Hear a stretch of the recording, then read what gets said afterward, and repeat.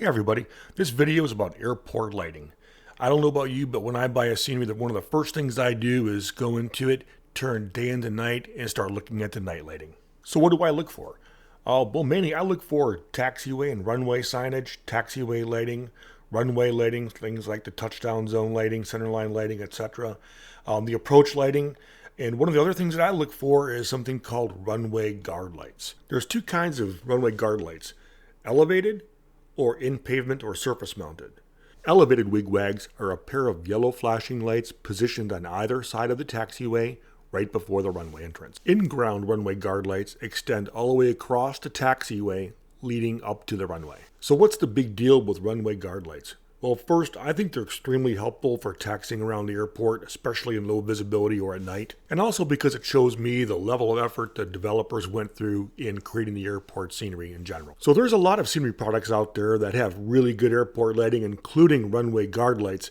Oddly enough, most of them seem to be by any builds. But a couple of those are LAX, DTW, San Antonio, and one of the more recent ones that I've bought is Stansted.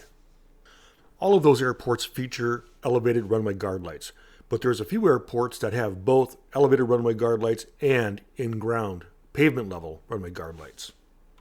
The first one I looked at is KONT, Ontario, California, done by Vertical Sim. They feature both in-ground and above-ground runway guard lights. Very, very nice job. One of my favorites, though, would be JFK by Any Builds, of course. Really super nice job on the airport lighting, especially the runway guard lights, but also the taxiway lighting and the lighting that leads into the runway and off the runway. Did a superior job of that. The only flaw that I found with the JFK scenery was that the runway signage is not lit. It's really super dim. So I did update my software, so I've got the latest version. So hopefully they'll fix that in a version pretty soon. The San Antonio scenery was really nice, except for taxiing up the runway. The taxiway lights stop about 30 feet before the runway, so you just kind of, taxi into a black abyss.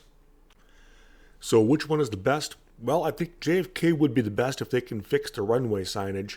They're all very good in their own right. I know scenery developers are really into modeling airport interiors.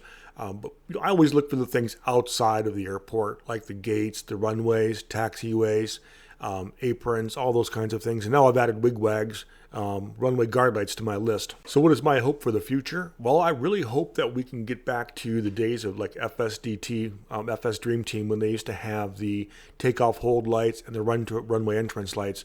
I just thought those were really cool, and maybe one day we'll start to see developers bringing those back. Of course, that will probably depend upon the quality of AI aircraft out there, which right now, in my opinion, is not very good, and that's why you really don't see them a whole lot in any of my videos.